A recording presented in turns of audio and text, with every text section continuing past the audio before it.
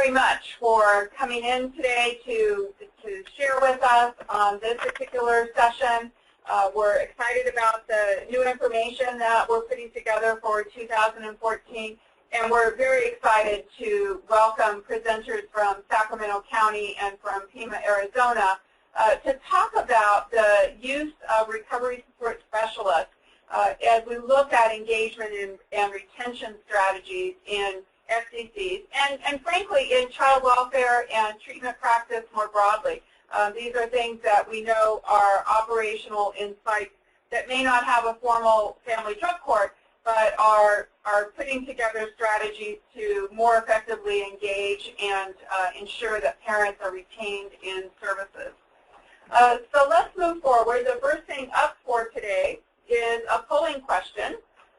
Let's get that launched, Jonathan, and we're off and running.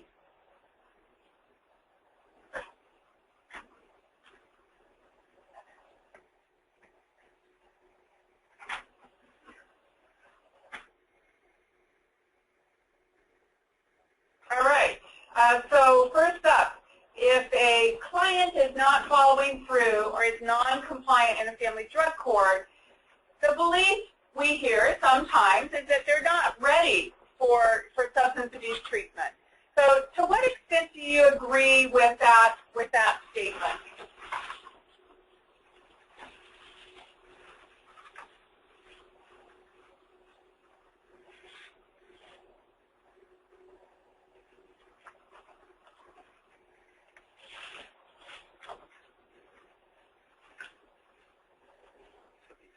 We have about 3/4 of you have completed. And we'll close that poll and look at the results. So the vast majority say that that is something that they disagree with, that they either strongly or disagree. And nobody actually strongly agrees with it as we look at those results.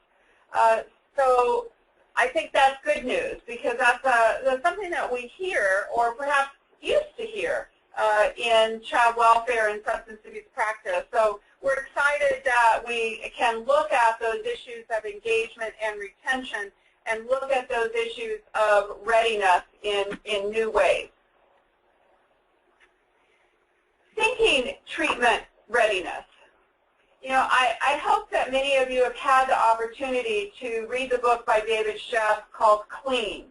And he addresses this issue from the science of addiction and thinking about what does that mean when we say that someone with a chronic brain disease needs to hit rock bottom.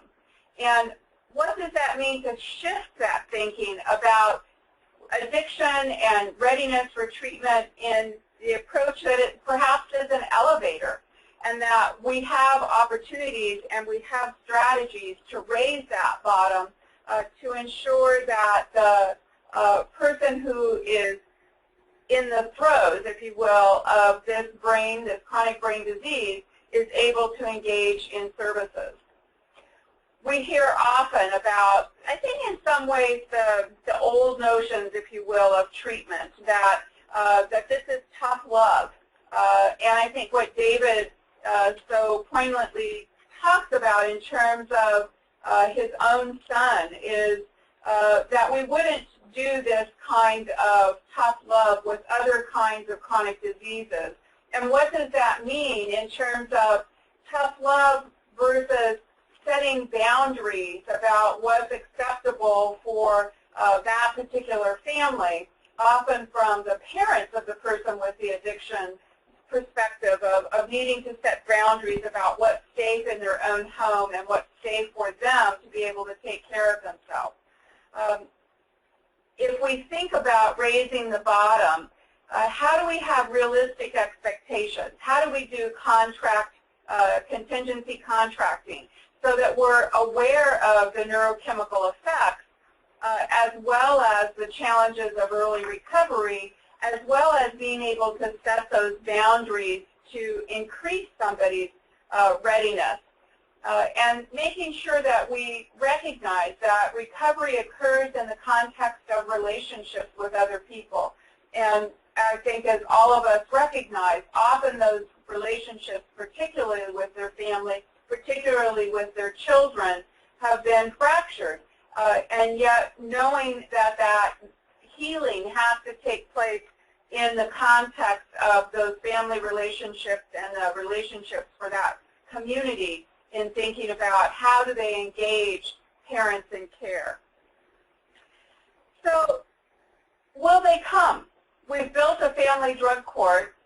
We've made a referral from the child welfare office, go to treatment.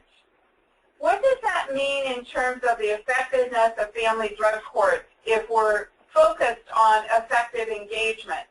This reminds me that more than 15 years ago, as the federal government created blending perspectives and building common ground, two of the key national goals that they set were ensuring timely access to effective substance abuse services and engaging and retaining parents in care.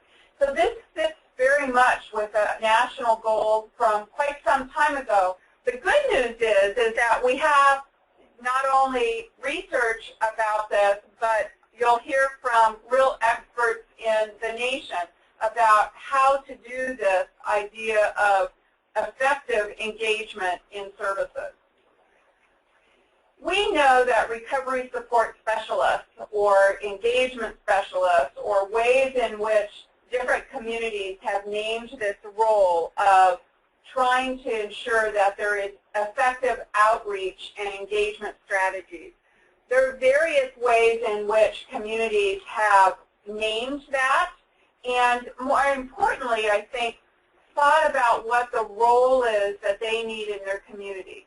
So a liaison, who is really the person who is brokering or the person who is making sure that those ancillary supports are in place. They're identifying the service gaps for the family. Again, the broker that facilitates that access, making sure that the barriers to the individual being able to complete the screening, assessment, engagement, retention process, and that is a continuum and a process, that there's someone that is addressing the barriers and making sure that the local resources that are available are in place for that particular family. Often that broker is the person who's responsible to monitor the participant's progress and the compliance with the treatment plan. They often are the person who's entering the case data in the context of the family drug court. Then there's also the role of recovery support specialists that act as advisors, that they educate child welfare in the larger community.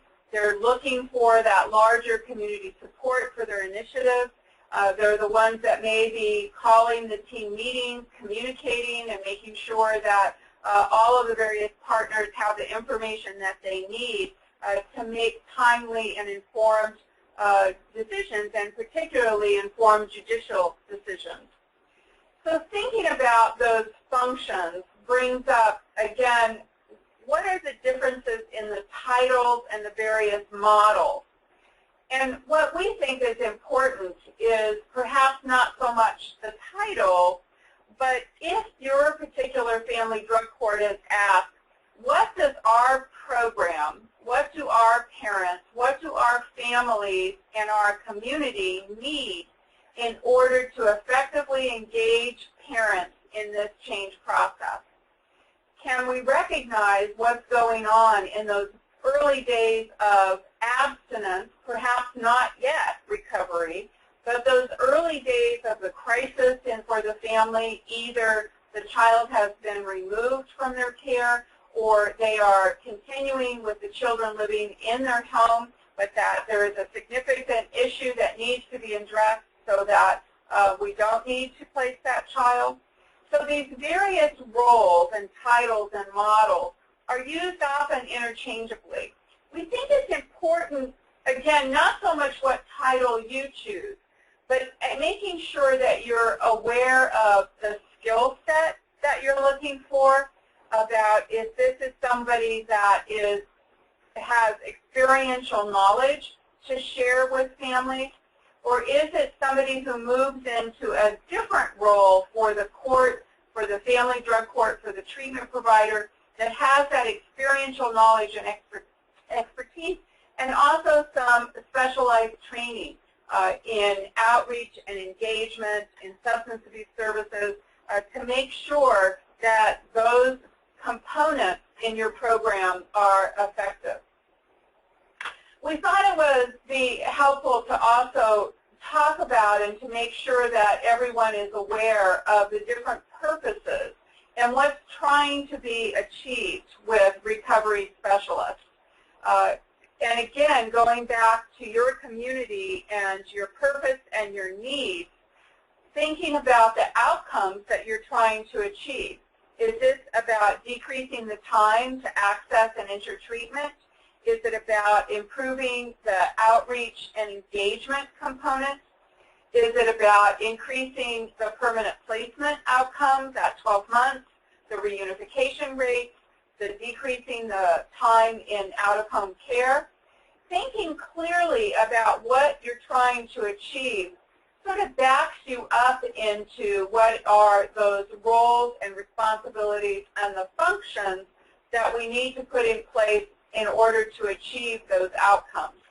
So these are all linked together, and many of you are experts already at looking at those community conditions, the programmatic strategies you're putting in place, and the outcomes that you're trying to achieve in a logic model kind of approach. And that's what we're trying to lay out in this presentation, this part of the presentation, as you think about your community needs, the roles and responsibilities, what you're trying to achieve, and what kinds of outcomes you hope to be able to achieve, and more importantly, perhaps, is to count and to monitor and to make decisions about those program strategies based on those outcomes that you achieve and the data that you're able to collect.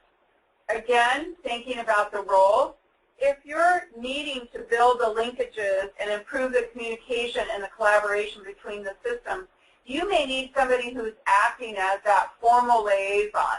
They're responsible for engaging community support and enhancing the relationships with your community providers.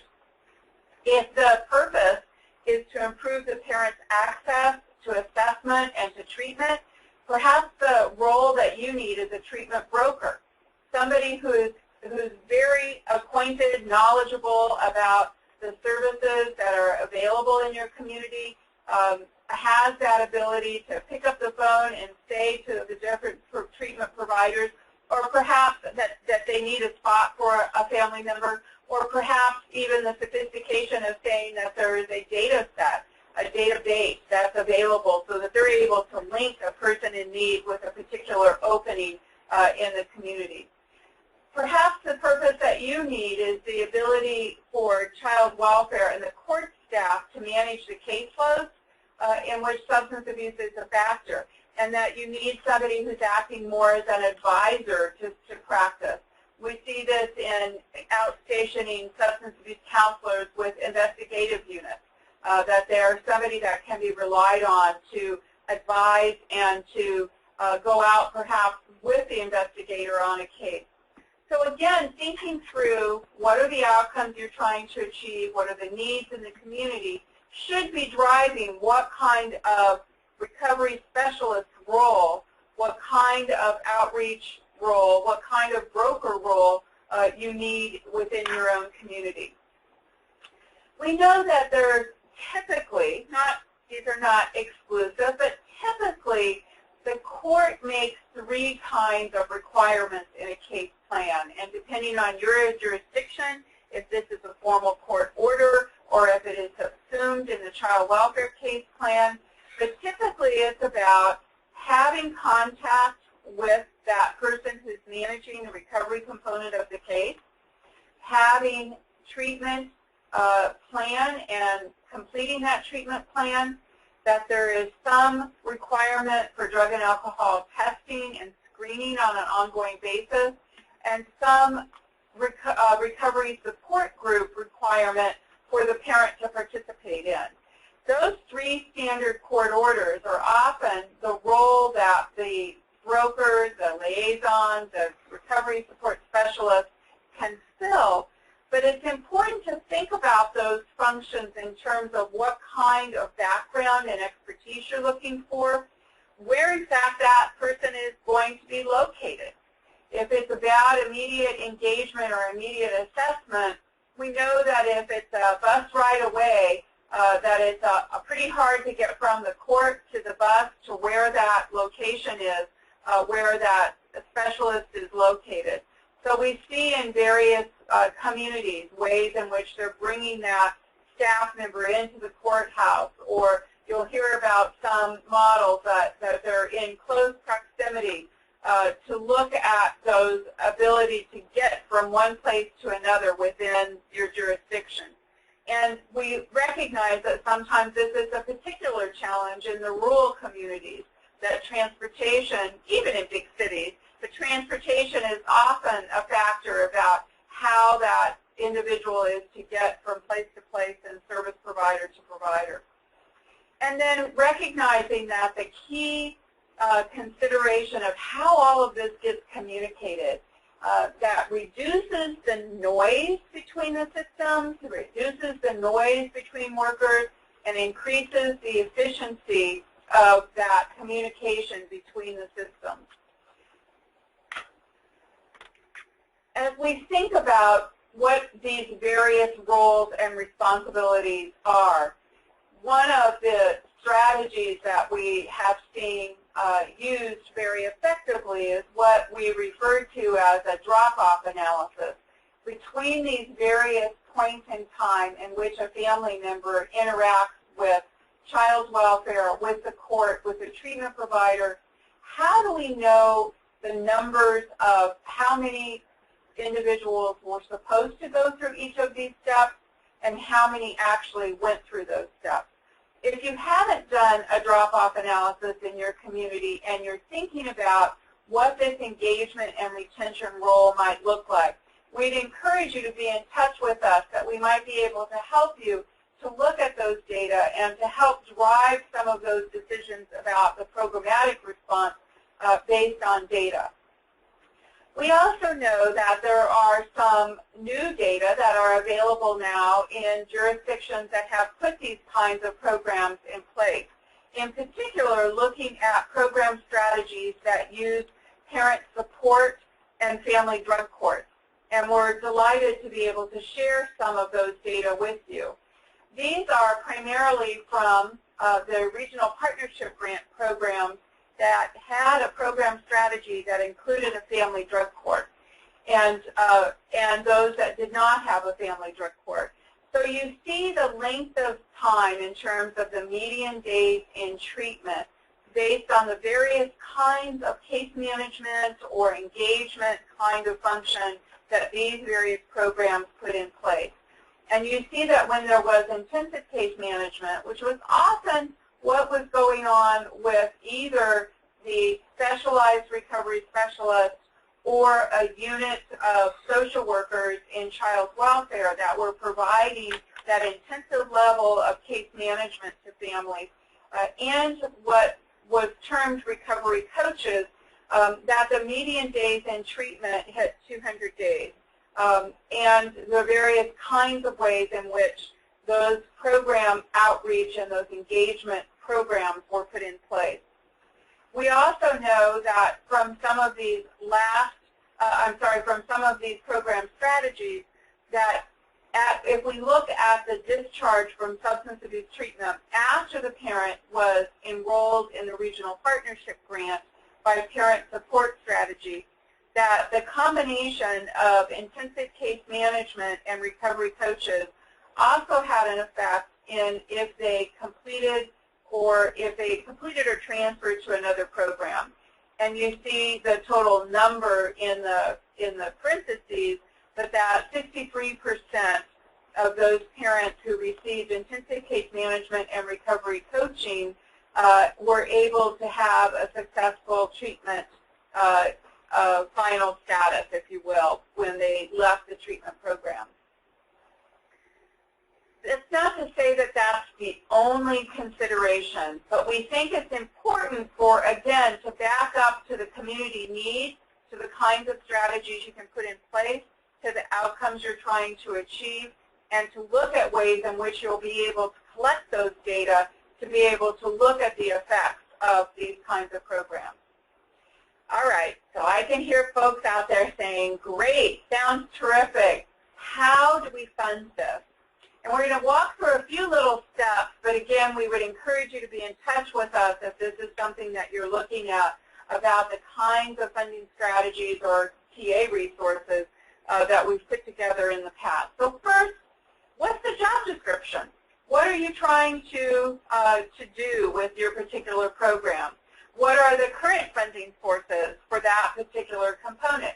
The case management that happens within child welfare, case management that happens within substance abuse treatment, and what's then the best match of the way in which those services are currently being funded in your community and what you're trying to achieve. When we look at those in terms of the current and future opportunities, we would ask you, do an inventory. Who's paying for that now?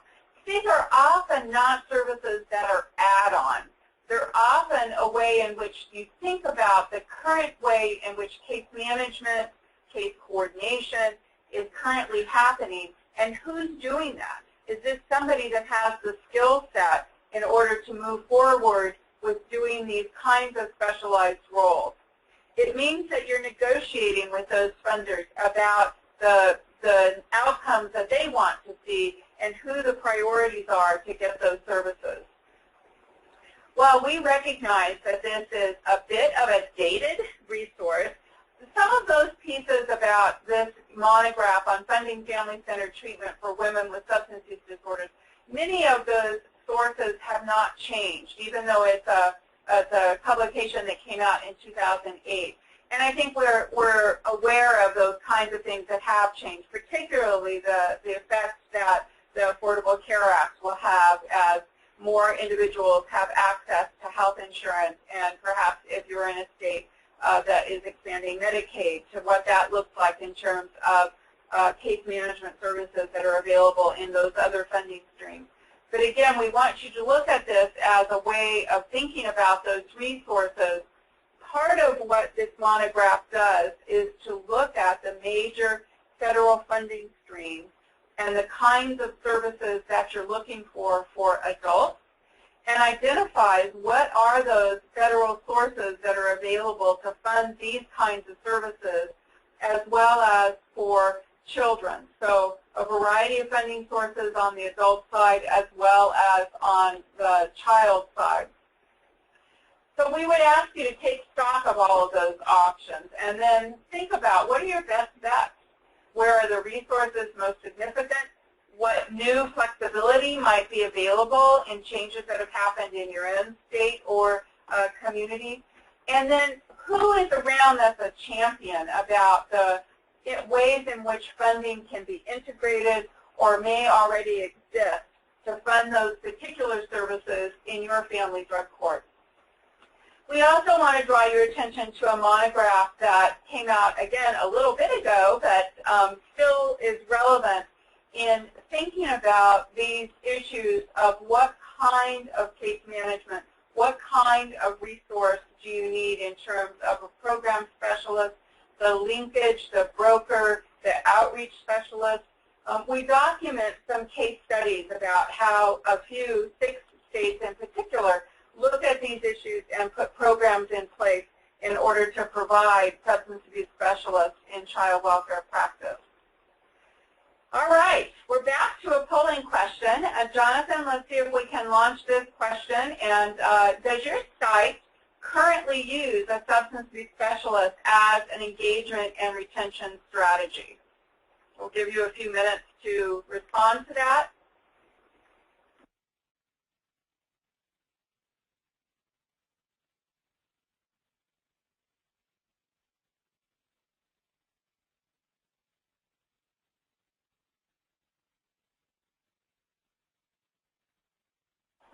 Okay, so again, about 3/4 of you have responded. Let's launch that to look at the results, Jonathan. All right, so less than half are using a specialist at present. There's a similar strategy for about 10% of you, and about almost 20%, 1 in 5 of you that are moving in that direction. So we're delighted that you're on this webinar today, and we look forward to having any questions, further questions that you may have as you explore this. Come to us for our responses. And with that, let me turn things over to our friend in Sacramento County, who has been running a specialist program for some time now. Tiana Roy, thank you so much for joining with us today to share your knowledge about these kinds of services, and I will turn things over to Tiana. Thank you. Oh, one moment, Tiana. You're still muted. We're going to ask you to start from the beginning. Okay, there you go. Okay, great. Thank you, Dr. Young, and thank you, everyone, for logging in today and showing an interest in this topic. It means that you are on the right track, so good job. So I'm here today to talk about the Sacramento County experience, and I'm going to move to the next slide. So basically, to summarize, STARS in Sacramento County, which stands for Specialized Treatment and Recovery Services, was created in June 2001 to improve reunification rates in Sacramento County. Basically, we provide the alcohol and drug case management to clients involved in the child protective services. And I'm going to go into more detail on that in later slides. So let me tell you about the nightmare that existed before 2001. Reunification rates were about 18%. So doing the math, that means that 82% of children were not returning home. So let's first think about the cost to the children. The cost of the children that were waiting in foster care, that were wondering if their parents were going to get it together, and not only the cost of the children and the trauma that was involved in that, but also the cost to the county. The cost of the county of paying for the children to be in care, paying for the attorneys, paying for the court system in order to help get these parents into the treatment that they needed. But basically, during that time, parents were unable to access the substance abuse treatment that they needed. What was happening was that they were either handed a list or handed a phone book and said, you know, get yourself into treatment and we'll see you back here in 6 months. Make sure you get it together and we'll need to see some progress by that time. Well, if you think of the clients that we serve and how many years have they been using substances and just getting up and being able to get their kids to school in a day was difficult. So to think that they can navigate through that treatment process, that's the reason why, you know, for a good majority of them, that the reunification rates were so low. Because if they weren't able to get themselves into drug treatment, none of the other aspects on their case plan were being addressed. Because if you don't address that primary issue, then you're not going to be successful in your parenting class. You're not going to be successful in getting out of that domestic violence relationship. So because of that, they would show up to their 6-month review and there was insufficient services. They weren't able to get into drug treatment. There was too long of waiting lists. They weren't able to maintain the waiting list. So they would extend it out again and again until sometimes people were in reunification services for more than 2 years. At the same time, social workers, attorneys, the courts, they were all uninformed on the parents' progress. There was a lack of trust as well. All parties involved felt that they weren't being told by the providers if a client had a relapse. There was a huge disconnect on the progress that would delay the court. You weren't able to get the drug testing information on time. They didn't know how many treatment sessions they attended. It was just a mess. The drug testing wasn't uniform and the results were delayed. So, for example, a social worker would show up at a client's house and say, you know what, there is something going on with you right now. I need you to go and drug test. So they would send the client to go and drug test at the lab, and they sometimes wouldn't receive a result back for a few weeks. So in the meantime, you may or may not have the children in the home, but at the same time, they are going to see and have their visitation. So there was just too much delay in the drug testing component. So there we go. Now, because of the STARS and Dependency Drug Court program, the results that we have, reunification rates across the board are at 47%. 71% for those parents graduating the Dependency Drug Court. So for those statistic majors out there, you know that this level of increase is amazing. Not only that, but reunification is occurring faster. So the time in foster care is shorter because services are happening quicker. So when they're going back to their 6-month review, there has been significant progress. They have treatment on demand. What does that mean? So that means that a parent can attend their detention hearing, get referred to, get an assessment by the STARS program, get quickly into the level of treatment that they need, and they're able to, at the start, engage and get connected with their recovery specialist. So their treatment, their process begins almost at day one. It's amazing. All parties are involved in the case. They're informed at every stage of treatment. So there's no more guesswork. Everyone is sent a report twice a month that explains, that details the progress for the clients. And also, if parents received random drug testing, it's instant. So if a client tests positive, a social worker is going to be informed of that within the hour. Within the hour. That's the level of urgency that we know that a social worker needs to be made aware, because they may have their kids in the home. They may be about to go and see their kids on an unsupervised visit. So we need to make sure that everyone is fully aware. So the recovery specialist completes all aspects of testing, and it's not only benefiting from knowing that the results are instant, but also knowing what behaviors to look for. So if a client looks suspicious, they're sweating, they're nervous, they're fidgety, but yet they're testing negative, we know that something's going on. So we may decide, you know what, we're going to go ahead and test you again. This time we may use a hat. This time we may use a mouth swab, just because the behaviors aren't matching the test. And any test that's being disputed gets sent to the lab for confirmation. So although we do use the instant screen, a client may say, no, absolutely not. I did not use. No problem. We're going to go ahead and send this to the lab, and we're going to get it back for confirmation. So our goals. We want to assist the parents in the process of recovery by removing barriers to treatment, providing support, encouragement, and accountability. Let's talk about barriers for a minute.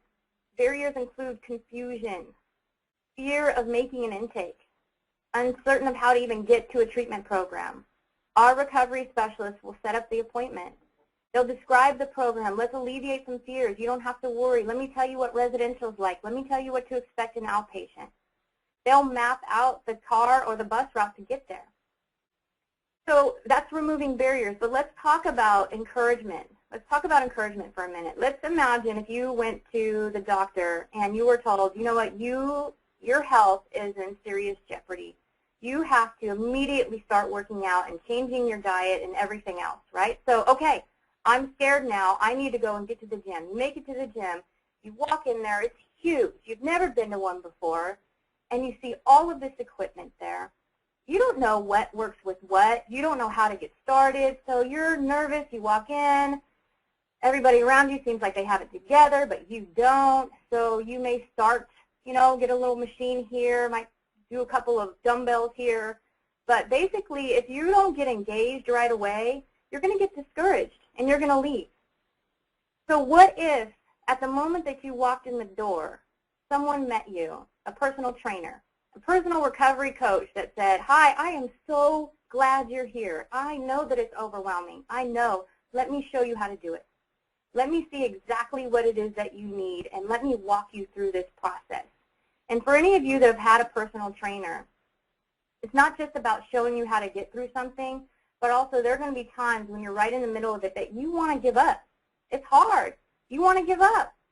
And that personal trainer says, no, just a little bit more, just a little bit more. You can do this. They're encouraging you along the way. Not only that, but someone to answer the phone in the evening. Let's continue on with this analogy here. When you want to sit down in front of the TV and eat a box of cookies, right? So instead, you call this person and say, you know what, I'm really feeling weak right now. I need some help. Someone's there to answer that and encourage you and say, you know what, don't give up. You can do this. So that's basically what we do. We are there to motivate, to encourage, to show them how to navigate this very confusing system. Not only that, but accurately reporting each client's progress to the child welfare system and the court with a commitment to compassion. That is key. Integrity, utmost integrity. We can no longer have that distrust that's between systems, and excellence. So our recovery specialists, just to break it down for you, what do we do here in Sacramento County? Well, for one, they are in recovery, and they're role models. So they model the program of recovery, that integrity, the dedication and commitment. Professional, their appearance and otherwise. How do they speak to other entities? Do they dress professionally? How do they act with clients? We need to be professional. They are certified addiction specialists, or if we do get them sometimes from school, they have to obtain their certification within a certain small time frame. So part of the reason that sometimes people have some hesitancy with utilizing recovery specialists because they're fearful of how much self-disclosure do you go into. And so that all goes back to training.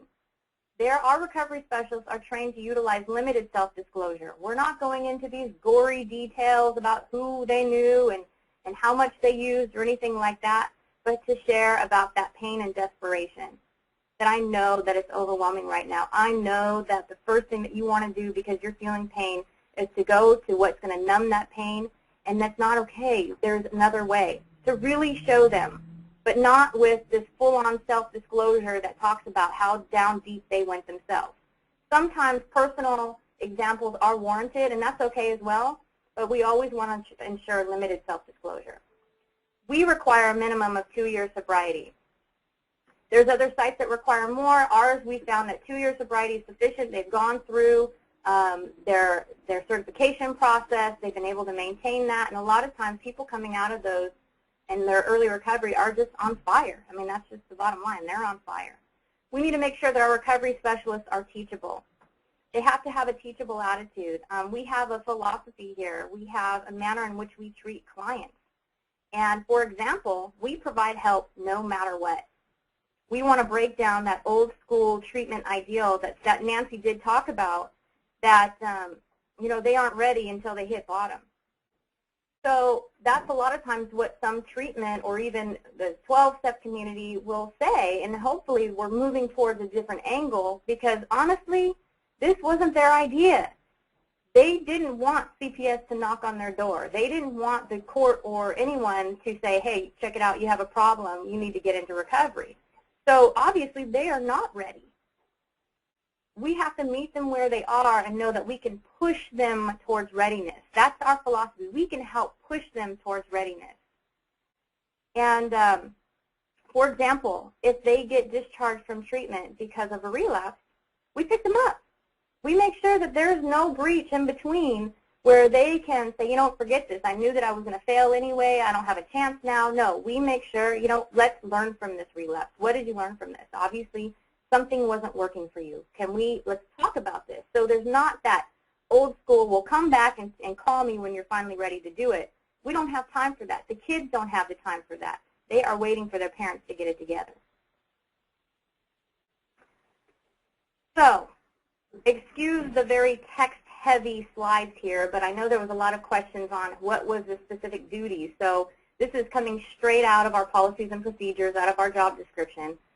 So I want to just read it through to you. Recovery specialists are going to provide services and locations that meet the needs of the client. So this is anywhere. We will meet our clients anywhere within the county. So if that means at home, in the correctional settings, in the hospitals, anywhere, we'll meet them at a gas station if that's where they're willing to meet us, so that we can tell them, we're going to make sure that you know that I'm here for you, and if this is where we got to have our contact, and this is where we have to have our contact. We remove the barriers. We remove the excuses, too.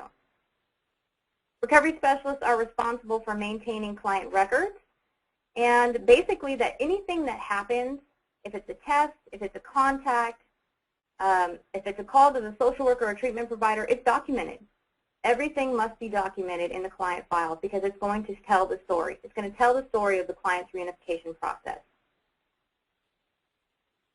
A key duty is that Recovery specialists are required to treat all clients with respect and dignity and refrain from any conflict. So even when they push our buttons, even when they are being less than respectful, we are the professionals. They need to be treated with dignity and respect.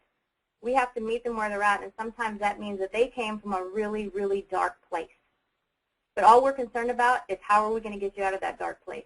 I'm not here to judge you on how dark that place was. I'm here to say that there's somewhere that's a lot lighter. Recovery specialists are required to perform supervised alcohol and drug testing. So basically, we use testing as a therapeutic intervention. It's not punitive. We're not trying to catch you or make you admit to using. Basically, we know that this is a necessary process.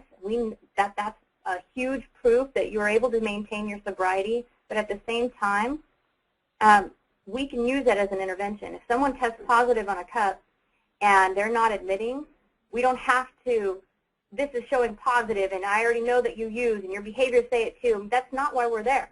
We're there to say, you know what, okay, well, if you're disputing it, no problem, we're going to send it to the lab, but here's what I'm going to tell you. Part of recovery is getting honest. And the only time that we can truly make progress is that we get honest with ourselves and go beyond that fear of what's keeping us from getting honest, and that way we can have better results that way. And I'm going to tell you what, coming at it from that angle is going to get you way more results than from demanding an admission out of someone. Recovery specialists are required to perform an alcohol and drug assessment if a change in treatment is needed. So basically, higher levels are often needed if a relapse occurs or someone just gets a little bit more honest about how often they were using. And sometimes they might complete residential treatment and they need to go into an outpatient treatment. So our recovery specialists do those alcohol and drug assessments as needed. Recovery specialists are required to provide support and encouragement. We talked about those. But back to the personal trainers, we don't give up. I am right here with you. If a client, and this happens, I just saw this happen yesterday. If a client storms out of the office because they tested positive or they just, they feel like they're not getting anywhere, they're failing, and they want to give up. And they even might even say it, my kids don't even need me, I just give up. Well, instead of just letting them run out of the office, we go after them. We go after them because they're going to expect us to just let them go. And I'm going to tell you what, when we catch them in the parking lot and we're able to diffuse the situation and have them come back in and let's talk calmly about this, we get so many more dramatic results. But if we were to let them go, now sometimes, here's what I'm going to say, sometimes there's no talking to them. And we do have to let them go. And then we'll call them later and we'll hopefully that they've calmed down. But I'm telling you what, us going after them shows them, we're not giving up on you. You can't give up on your kids. You can't give up on yourself. We're required to collect all documentation, so that means support group and treatment verification. We arrange and facilitate case conferences between the client, the treatment provider, the social worker within the 90 days of intake. This is really critical. So if you're not currently doing a case conference, here's what you have to know. Sometimes clients may staff split. They may tell their social worker something, they may tell their treatment provider something else, or they may just not be on track. Pulling together a case conference to get everyone in the same room to talk about specific goals gets everyone on the same page. It removes yet another barrier of miscommunication. We can turn it around within the first 60 days of someone being non-compliant and get everyone on the same page. Let's get some real tangible ways that we can turn this around right here, right now, and so that the next 4 months before your review, you can get it together. Case conferences are critical. We're required to document reports of a client's progress twice a month. So basically, we address the 4 areas of STARS compliance. One is the contacts, face-to-face contacts. In the beginning, when a client's new, we see them twice a week. We want to establish a really strong relationship with them in the beginning. And as they go through the program and as they continue on, their contacts get less and less. But that's documented. Did they show up or did they not show up? Testing. Did they test positive or negative? Treatment. Did they attend treatment or did they not? And their support groups, it's the same. Did they attend the required number of support groups or did they not? So our reports are very black and white. They're either compliant or they're non-compliant. There's no guesswork. There's no, well, they missed 2, but here's the reason why. No, it's either black and white, you did it or you didn't do it. So let's go on to a really fun part and talk about hiring. How do you hire for a recovery specialist in your area? And this is my favorite subject because I do all the hiring for our program. And so one, let's have some passion like this lady here. Are they motivated to motivate change? You can have someone that has a great resume. They have tons of experience. They have all these credentials and everything else. And yet when they're sitting in front of you, they are as plain as day. They don't have passion within them. So when I'm talking about can you motivate change into someone, are you even motivated yourself? So that's one of my key things that I look for. And then professional experience. So work history, internships, volunteering. This is a complicated position. If you're dealing with the courts, this is not just providing treatment. This is way more to it than that. So do they have the time management skills in order to accomplish that? And the basic understanding to do it well. So that professional experience helps give you a glimpse on how much have they done so far. Professionalism is also very critical. When you're dealing with the courts, you want to have someone that represents your company well. Separation from that client mentality. How do they present to you? How did they show up to the interview? Were they dressed professionally? How did they speak? Were they appropriate? How was their attitude? How was their mannerisms? Can you tell by their mannerisms that they have clean time? That's all very important. When I mean the referral system works best, it's from your other employees. When you have employees that have bought into how important this job is and what type of person that it takes to be able to do it well, they're only going to refer the best. So you want other people to refer. You know what, I know someone, they're working over here, they would be great at this. That's how we get our best employees, is by the referral system. And then utilize your probationary period. Sometimes people just aren't a fit. Even with extensive training, you can give them extensive training and they might not have the skills. So you're not doing them or your agency a favor by trying to make it a fit. Basic attitudes and beliefs that we need when we're hiring someone is that they need to not believe, that was kind of funny the way I said it, but basically that denial and resistance must be smashed, or that a client has to be totally ready to change. So we talked about their readiness earlier and how we have to help that along. Meeting them where they are means accepting that sometimes they may not be ready to admit. We don't have to beat it out of them. We already have the confirmation from the lab. We already know that it's a positive test. They are going to get ready when they're ready, when that fear and everything else is behind them, when they're truly in that stage of their recovery program. It doesn't mean that they haven't made any progress. It just means that they're not there yet. So dancing and not wrestling. We don't engage in arguments. Clients may want to wrestle, but instead we use motivational interviewing, and that helps us to effectively dance with them. So we're not going to engage in these, roundabout, let's blame here, let's blame that. We're going to continuously redirect, redirect, and redirect. Bring them back to the reason why they say they want to get clean in the first place. Bring them back to the reason why their children love them. A person who works for us, or whom you would want to hire as well, has to truly believe in client change and transformation. Non-judgmental, ability to meet them where they are. So we can never, and if you were to read my notes, you would know that I put that in bold, we can never predict who will make it and who won't.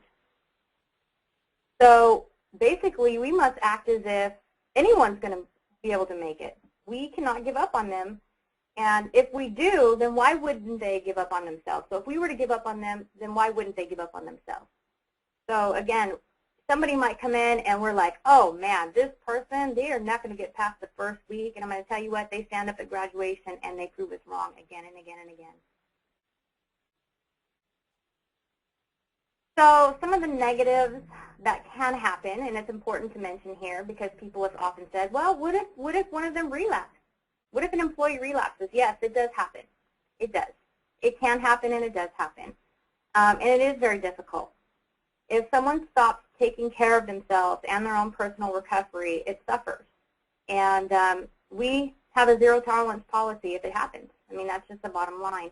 There are steps that we can do. We want to make sure, and I'll go into the next slide, but it does happen. And yes, employees do make ethical mistakes.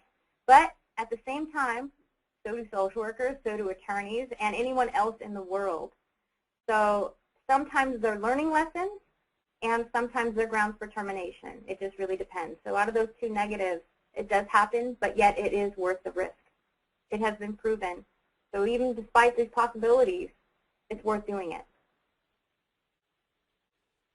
How do we check for those negatives to happen? How do we prevent those things from happening, or how do we know?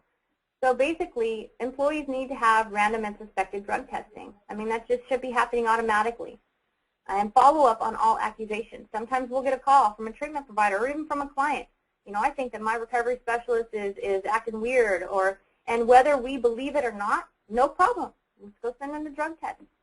Document the resolution, because a lot of times it's just somebody trying to get back on them or somebody having a bad day, but automatically referring to a test helps remove that suspicion. Being on the alert for other behaviors. So if someone's missing work, having a lot of health issues, not to say that that's not legitimate, but a lot of times that's what people will fall back on if they have relapsed, and making regular mistakes. So if you have a file review system in place, somebody needs to be regularly checking in with all employees, so that way we have this ongoing monitoring. That's really critical. Trainings, and more trainings. You have to make them the experts in the field. Have regular staff meetings. Introduce webinars, bring in speakers, help get them and keep them motivated, because it can be a very difficult job. We're dealing with client crisis constantly. We're dealing with people at their lowest, and it can be draining. It can be draining to help get someone from the point of when they first walk into that gym to the point of when they're fit.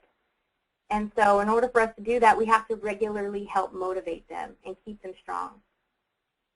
But basically, we don't want to compromise your agency's integrity. If something has happened, relapse or certain ethical dilemmas, there's no room to compromise the reputation of your agency. You have to separate employment. At least that's what we do, because everything's at stake. So as a take-home, as a way to kind of sum up what I'm doing here, recovery specialists break down the trust barriers unlike anyone else. This is what we're talking about today. They can, it happens all the time. Clients sometimes don't even want to listen to you until they're sure that you've been through what they've been through. And sometimes they'll just take one look at you. You don't know what you're talking about. You never use. And so they automatically will put up a wall. They'll put up a wall that says, you can't reach me because you've never been there. You don't know what it feels like to have a craving. And so with a recovery specialist, they can break down and just forge through that wall like nobody else. Not only that, but they can spot deception and manipulation and confront it from a non-threatening angle. Recovery specialists are in meetings. So if someone is trying to forge meeting slips, yes, it does happen, then we can catch that. You know, we know the tricks. We know how sometimes they're going to try to use a device. Those are the things that we can look for because they might have done it themselves. A recovery specialist that we've hired might have gone through the system themselves and tried all of those things too. And so the lies and the manipulation, they're easy to spot when you've done it yourself. And so those are the ways that you can confront it in a non-threatening way that says, really? Really? You're going to try to tell me that? So they can motivate change. Recovery specialists can motivate change. It is unbelievable what will happen when you see people standing up at graduation and say, you know what, I wouldn't have made it without my recovery specialist because they believed in me when I couldn't believe in myself. And that's what we're talking about here, is that really coming from a non-threatening, non-judgmental area and helping someone have belief in themselves and reminding them that your kids love you and they are waiting. They are waiting for you to do this, and you can do it. So to talk about how it's grown for us is basically we began with 3 recovery specialists, and now we're at 32. Sacramento County is a big county. At any given time, we have 500 clients. And so we're dealing with 2 drug courts that are really large. I know there's a lot of counties out there that might be going, oh, that's not like us, so this can't possibly fit our program. Take what can apply and know that this can work. We started with 3, so we started small. But the need and the change and all the statistics and everything just show that we need to expand. And so that's what's happened over the years, is that now we are so systemized and the child welfare system that we couldn't do it without each other. And so with that, I'm going to turn everything back over to Dr. Young and so that she can introduce Pima County. So thank you, everyone, for listening to me today, and hopefully everything works out for you. Tiana, thank you so much. Before you close out just right now, I have a couple questions that came in. And first, let me just comment. I mean, your presentation was fabulous, and it really helps in this idea about rethinking readiness. The go get them, the meeting the parents in the parking lot. I mean, that go get them strategy is just so wonderful. So thank you so much for sharing it. A couple questions that came in. One, I think you sort of implied. Do you hire former clients? Absolutely, absolutely. So, I mean, it's not specific to it, but since we've been in existence since 2001, there's been a lot of graduates over the years who have gone back to school and have that personal experience. So while not everyone has been involved in child welfare, we do have a number of them that have. Are there complications or personnel kinds of issues with child welfare about having former clients, or does that have to get worked out somehow? None whatsoever, because we have a 2-year clean time limit. Actually, child welfare in Sacramento County likes to use their own parent mentors as well, and so we haven't had a problem with it at all. Great. All right. Another question, who certifies your specialists?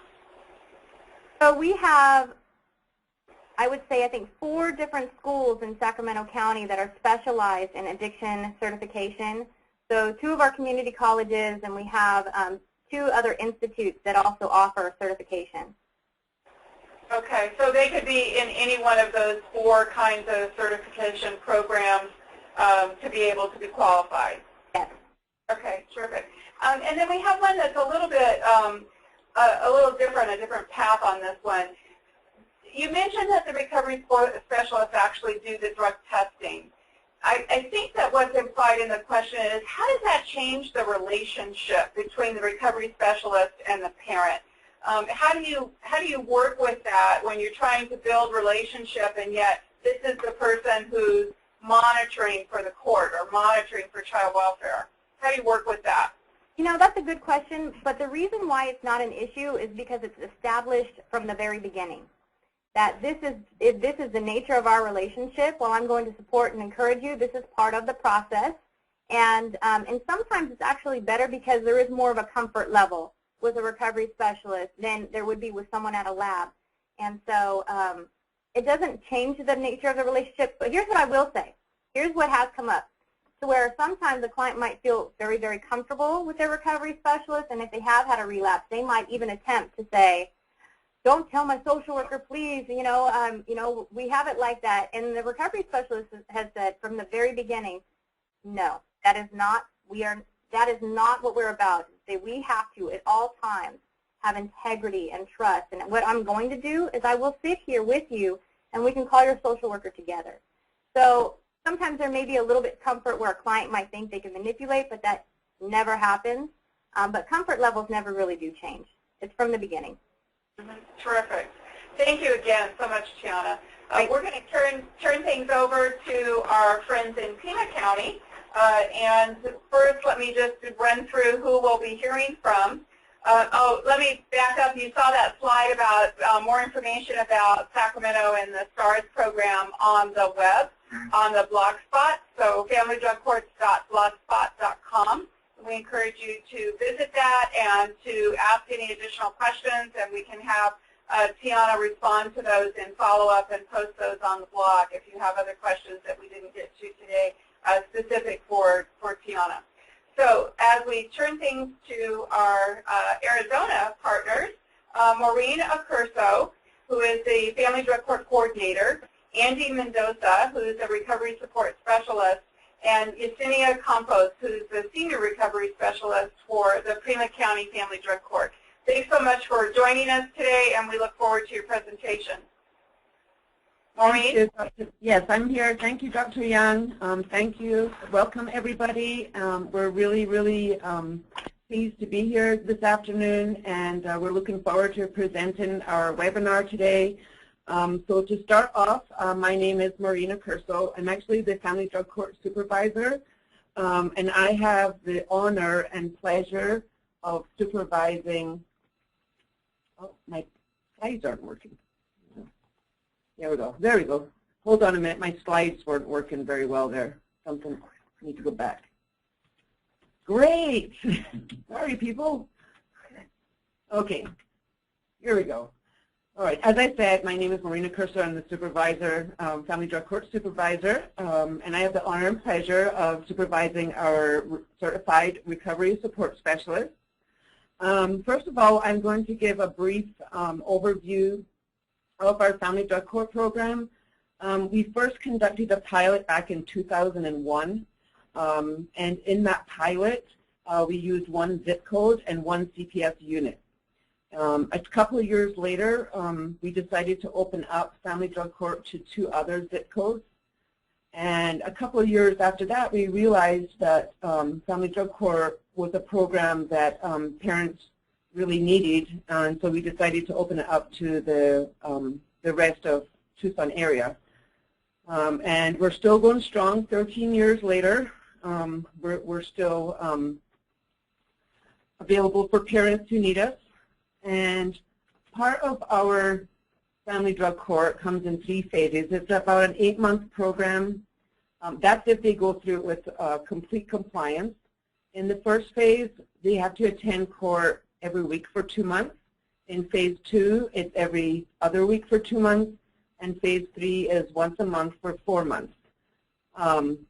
And each parent that comes into CPS, if they have a substance abuse issue, they are required to observe a session of our Family Drug Court. Once they observe, we then fill out, or they fill out some paperwork. And if they're interested in our program, they then contact us and we set up an intake with them. Once I meet with everyone when they first want to join, and then I will schedule them to meet with our recovery support specialist and then also with our case specialist. So it's quite a process. It's about a 5-hour process over about 2 weeks. Once everything is completed, we then have the client officially welcomed into Family Drug Court by the judge. There are processes in our Family Drug Court in regards to when someone is getting ready to phase up to the next level. We have phasing packets, and in those phasing packets includes our recovery plan. There's reflections, questions. Our parents have to write letters to their addiction, to their children, and to themselves. Not necessarily that they have to send those letters to their children, of course, but this is just so that they're able to really understand, their addiction and how it's affected not only themselves but their family. We also have a Family Drug Court alumni group that meets once a month that we ask our parents to attend. We also ask them to complete urinalysis, and before graduation, they are required to take a hair test. And in order to phase to each level, each parent has to take their packet with them to their treatment case manager, their individual therapist, also to their recovery support specialist, so that everyone has signed off on the packet before they get to phase up to the next level. Some of the services that we provide in Family Drug Court to our parents are, of course, our certified recovery support specialist. Each parent that comes into Family Drug Court is assigned a recovery support specialist. We do have Andy. He's our only male recovery support specialist right now. So he is assigned to all of the males, and we have 3 women. Other services that we provide are trauma-specific individual therapy, Celebrating Families, which is a program for parents whose children are over 4. And this program, they meet once a week and they all sit down and have dinner together. And then after dinner, the parents go into their group and the children go into their age-appropriate groups. Also, we have which I mentioned earlier, the monthly Family Drug Court alumni meetings, and we also have our peer mentor support program, which we are getting off the ground as we speak. So here's our team right now. There's 5 of us, and we do have one more person starting with us on March 17th. This is our team. It's small, but it is definitely mighty. The recovery support specialists come from all different ranges of life, experience different things in life, and they all have a different story to tell. So, and on that note, Andy? Good afternoon, everyone. We're a group of individuals who have had personal experience with substance use, alcohol use, mental health, CPS involvement, and or legal issues. This is a picture of me, courtesy of the Arizona Department of Corrections. From the time I was 11 to the time I was 34, I used some kind of mind-altering substance. So basically, that's from 1982 to 2003. Or 5, I should say. I received, after leaving the Arizona Department of Corrections, I continued to use for 2 more years. In August 12th of 2005, I entered rehab, and I remained in rehab for 1 year. And during that time, I participated in the Recovery Support Specialist Institute, and I went to a community college here in town, and I received a certification in substance abuse. And it became clear to me as I started to look for work that these legal issues and this baggage was going to be a barrier for me. I was able to gain employment in various behavioral health agencies due to my schooling, my own personal experience, and the RSS Institute, but I was always my experience was that I was not going to be able to move up if I didn't get some of these things cleared off of my record. In 2011, I became kinship foster placement for a young lady who was in Family Drug Court, and that's how Family Drug Court found me. I met Mo, and Mo said they had an opening, and she asked me to fill an application out, and I explained the process of my felonies and the things that were going on with me, and Mo said, let's just get the ball rolling. And that's what I did. I petitioned the judge in Superior Court here to have my felonies reduced to misdemeanors, and it's ironic because drug court wanted to hire me for my experiences, but those experiences are what was not allowing me to be hired. So I've got to learn the system really well, and also I also got to get my fingerprint clearance card with the reduction in felonies. My road to recovery has been long, but this picture here is of my family.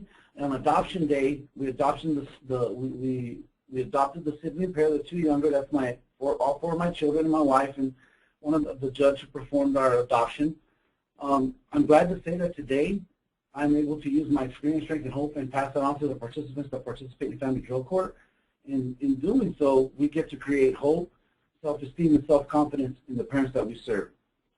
I'm now going to turn it over to Yesenia, our senior RSS. Hi, everybody. So this lovely picture is the picture that was taken in March of 2004 when I first joined Family Drug Court.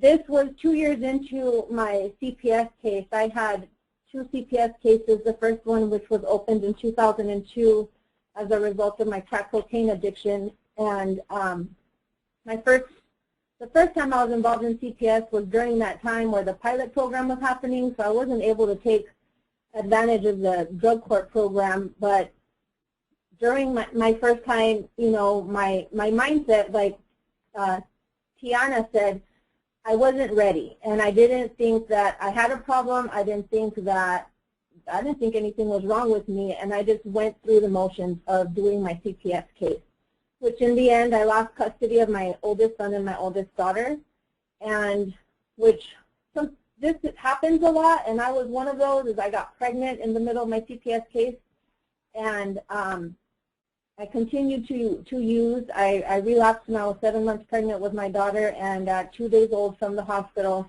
my 3rd child was removed from CPS. And that was in October of 2003.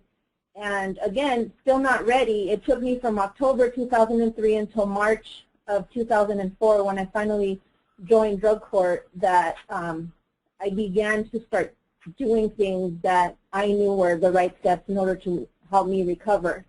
But I graduated Family Drug Court in May of 2005, so like Mo said, our program is a minimum of 8 months. I took a little bit longer than that. My first month in family drug court, again, like it was said earlier, you know, when we first come into recovery, we start thinking, you know, no one believes in us, or if I stop going to these classes, and these people will give up on me just like everybody else had. And so that was how I thought. And for the first month in drug court, I kept using, but I would call them every day and I would tell them, like, I'm getting high, I'm not going to court today, I'm not going to the group today. And I thought, if I call them enough, then they'll just kick me out, and then I can blame it on them. You know, everybody else gave up on me, they gave up on me, so I have no hope. But that didn't happen. They kept answering and they kept encouraging me. And a month after I joined drug court, I went into treatment, and almost a year and a half after my daughter was removed, she was returned home to me, and today I have custody of all 4 of my children. And so when my voice gets cracky because it always brings tears, I'm sorry.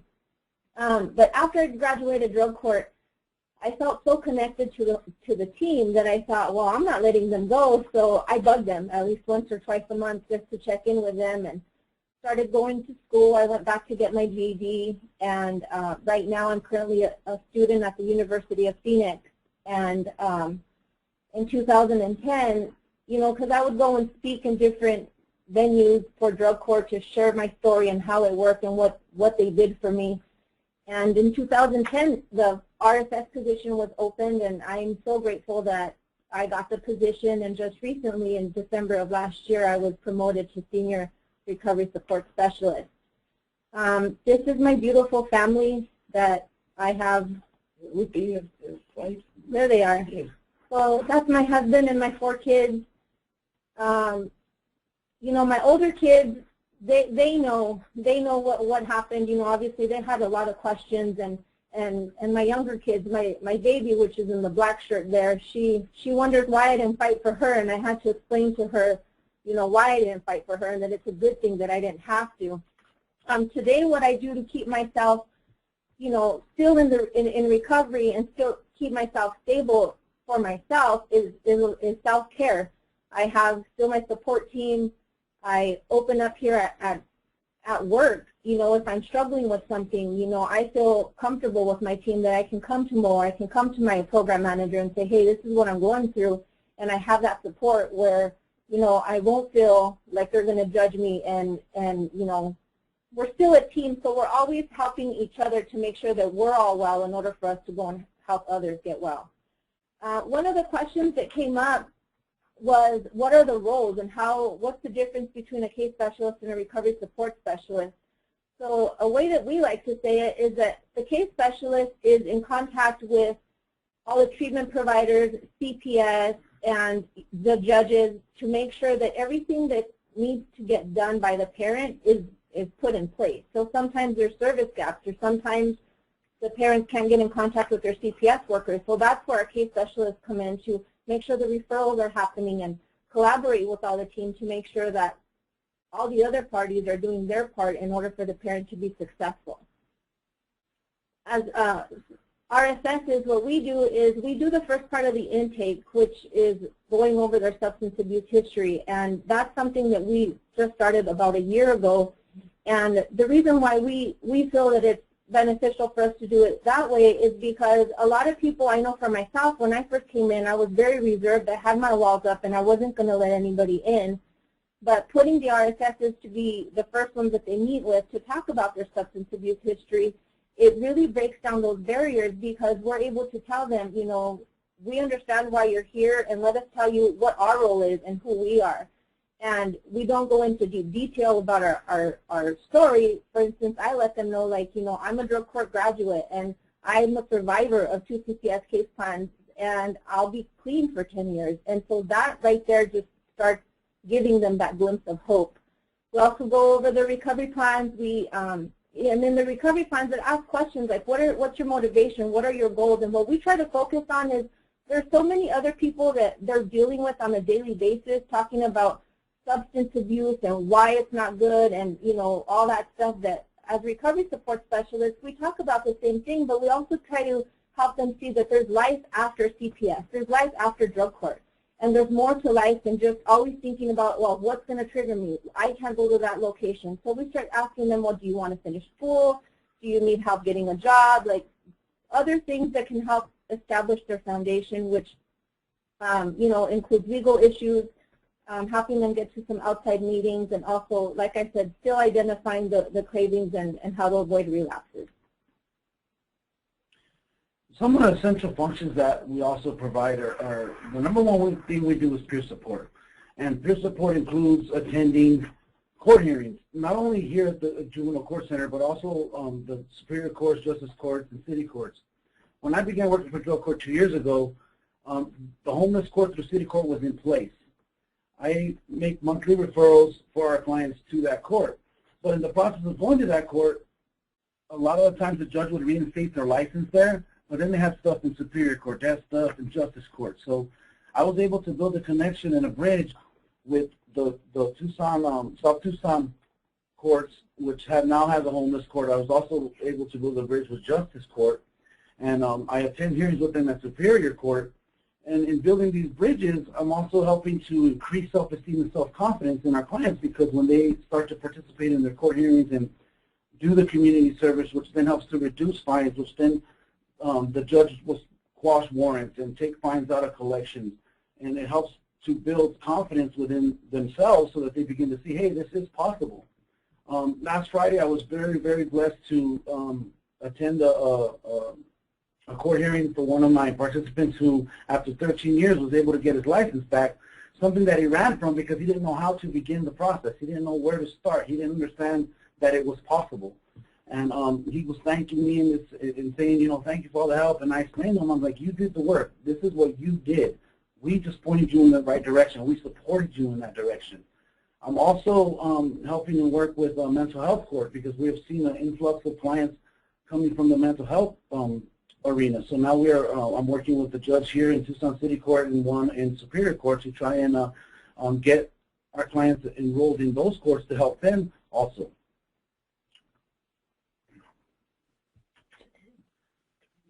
We also participate in weekly staffings.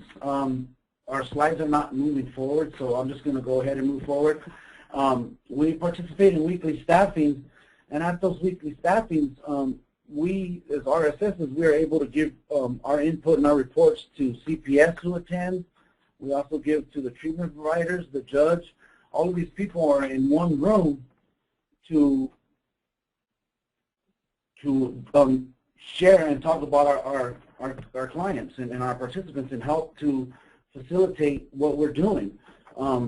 We also assist, as Yesenia talked about, on the recovery plans, because recovery plans is what we give them when they graduate. They take these with them. This is what they've worked hard on, and they put a lot of thought, energy, blood, sweat, and tears, as we call it, because they're reliving and bringing up a lot of the past, and we are helping them to walk through that without fear.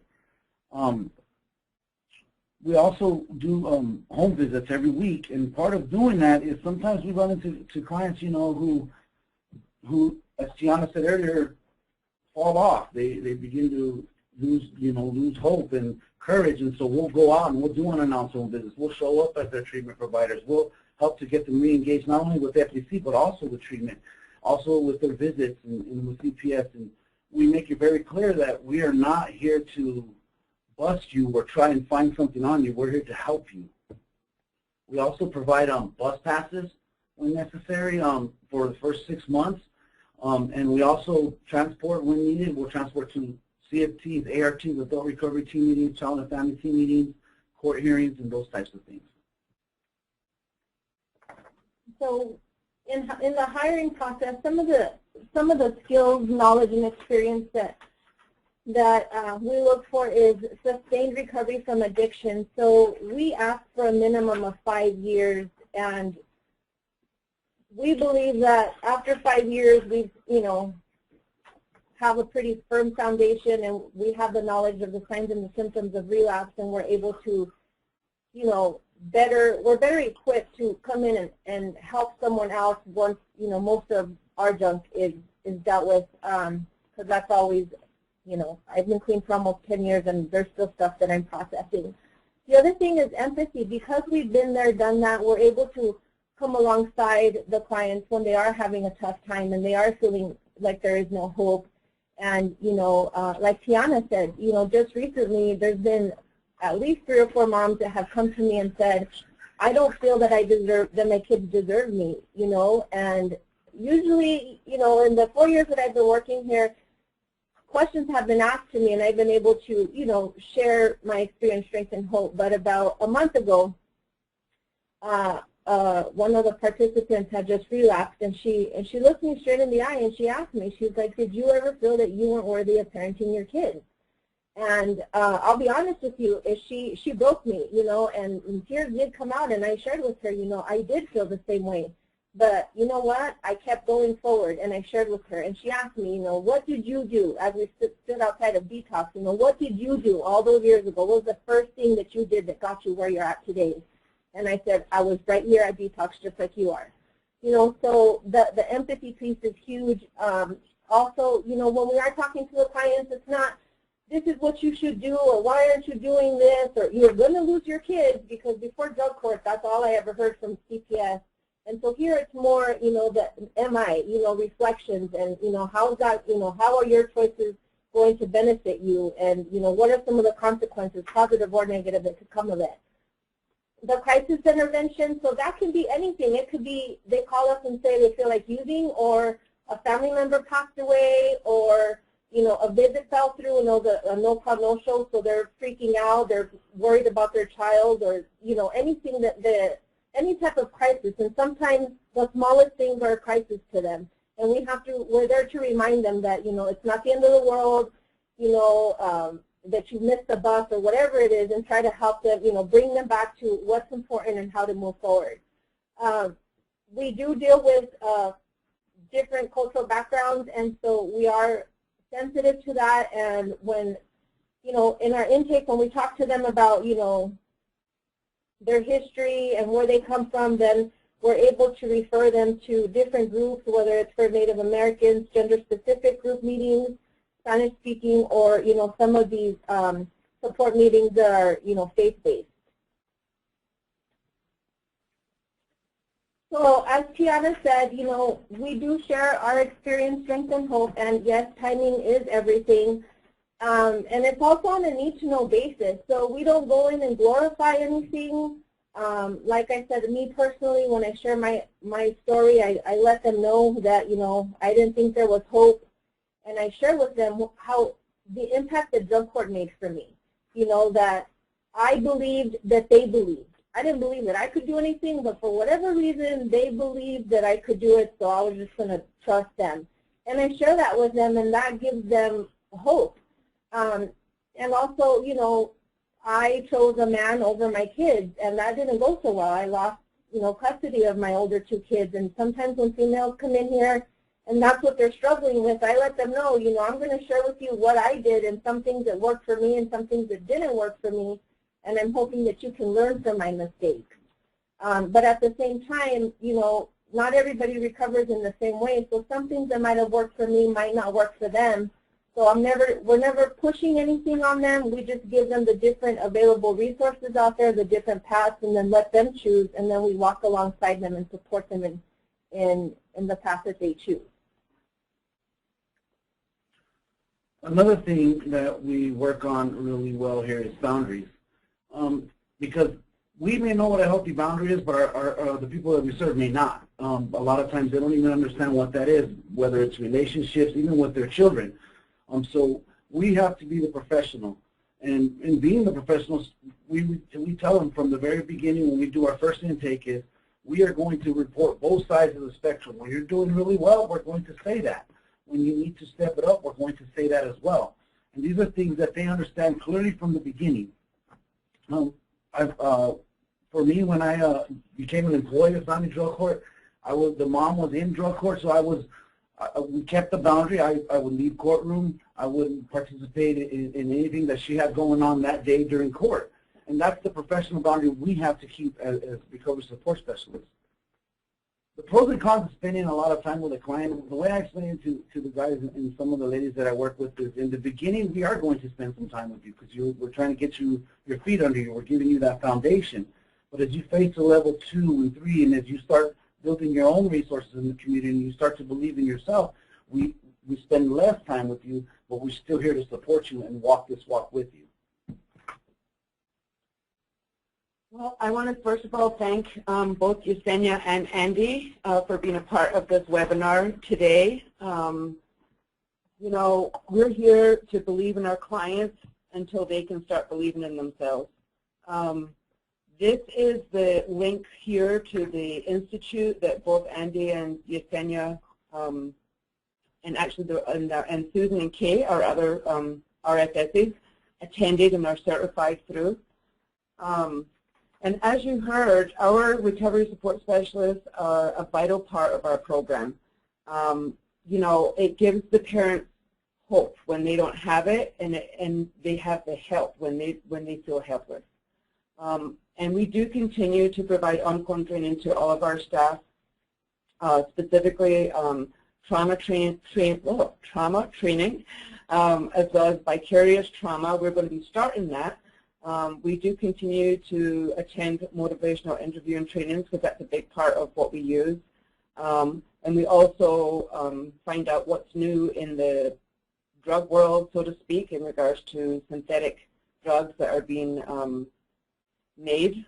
And we also do training on mental illness because we do find that it definitely goes hand in hand with substance abuse for a lot of our parents. So some of the opportunities for our Family Drug Court graduates, they're able to participate in the Family Drug Court Alumni Group. This group actually meets once a month, and what they do is all the parents get together and they decide on where they're going to go for an outing. They can bring their children, and there are daycare available for the children.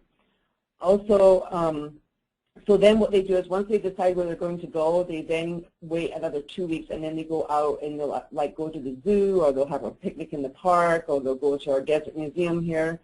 Some of the other opportunities is becoming a Family Drug Court peer mentor, which is after they've graduated and after their case is closed, we can assign a peer mentor to a brand new parent that's just coming into our program to help that parent navigate through the system as well.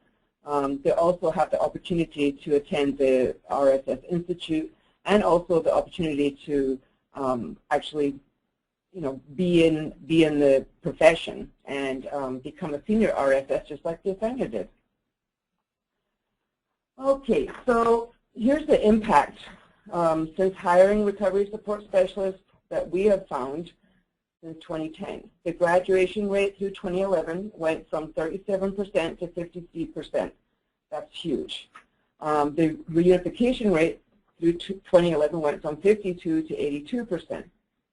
So what happens is the impact of hiring recovery support specialists is that the parents, they feel comfortable when they find out that there is someone here that has walked in their shoes, understands where their fear is coming from. They begin to trust again.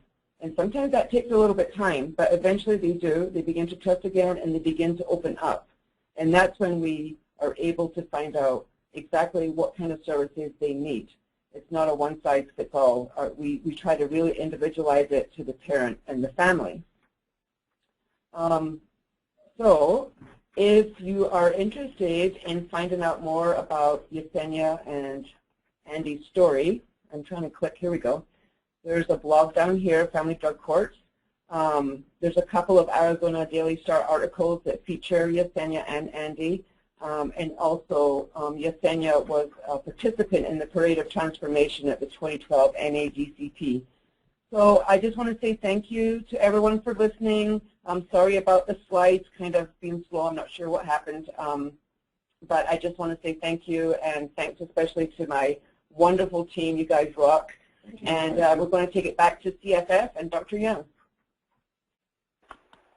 Thank you so much, Maureen, Andy, and Yesenia. That was truly inspirational. We appreciate you sharing with us. We have about 5 minutes left. I want to just draw your attention to the remaining of the PowerPoint slides for various resources that are available to you all related to this topic. but want to turn things over to Russ Bermejo for just a few minutes to ask a couple questions that came in. The remaining of the questions will be posted on the Blogspot, there we go, and get some answers to those. But Russ, what do you got right now? Yes, just to make sure, Tiana and Pima online? Yes, we are. You've been tracking the questions that have been coming in, and one question is actually two parts. Are any of the recovery specialists currently prescribe medication for drug dependence, and does your family drug court allow clients with medical assisted treatment? No. Oh, the clients, yeah, our parents, the clients that come in, yes, they can be on methadone or Suboxone, not the medical marijuana. As far as our recovery support specialists, they're not on any prescribed medication for drug dependence. And the same is true for Sacramento County. Although clients can take methadone and Suboxone, they cannot take medical marijuana. And we also have it to where they cannot be on prescribed opiates while in our program as well, because that is such a huge problem. But as far as recovery specialists, they may be on psychiatric medication, but nothing that would be on drug dependence. No. Thank you. We also received a few questions regarding caseload, assignment, and workload. So one of the questions was, can you tell how many clients you work on a daily basis? So this is for the recovery specialist, especially if you're attending court, completing the substance abuse section of assessment, and other duties. For Sacramento County, the caseload sizes are pretty large. For our early intervention family drug court, which is a separate court, they have the kids in their home, and so the caseload sizes are about 18 to 20 per recovery specialist. And for our dependency drug court side, the recovery specialist holds a 20 to 25 person caseload. Thanks, Tiana. Well, here in Pima, I've had up to 20 on my caseload, 20 men. Currently, I have 12. And I can see anywhere from 4 to 5 in one day, depending on what I have planned that day. I can see up to 6 or 7 when we go to homeless court. I do court hearings individually with them when they're asked to come to Superior Court, Justice Court, those types of things. But for the men, it's a little bit lower than it is for the women, and I'll let Yesenia speak on the women. So our caseload is, ideally, we want no more than 15. Right now, I think we're averaging, 15 to 20. And like Andy said, what we do is our weeks run from Thursday to Monday, and so we see an average of 45 clients a day, just like, and we take anywhere, and we try to dedicate an hour each, but at the minimum, half an hour per client. Thank you, Pima. One question regarding assessment forms or tools. Do you use an assessment type form, or do you just have a conversation with the participants about their drug use? We do the game. Yeah. Okay. Yeah, we use the. Oh, sorry. Oh, go ahead. Go ahead. No, I was just going to say we use the, like Yesenia said, we use the GAIN, and that's a pretty intensive tool. And like Yesenia was mentioned earlier, the RSSs do the substance abuse part, which normally takes about 2 hours. And then the case specialist the following week will then finish off the rest of the GAIN, which covers more personal about relationships and childhood. And then we ask the parent to actually sit down on the computer and fill out the rest of the GAIN, which includes work history, school history, employment history, and so that normally takes about 2 hours as well. So it's a pretty intense tool. Thank you, Maureen. Unfortunately, we've run out of time, so again, the questions that we weren't able to, we will post those on our blog for a response from our presenters. So thank you again for your participation. Thank you, Russ. And thanks for all the Children and Family Futures staff who made the webinar possible today. We look forward to hearing from many of you and hope that you are able to participate with us in our next webinar on April 10th. about refinancing and redirections, sustainability planning in your FDC. With that, we will close off. Thanks again, and we look forward to hearing from you.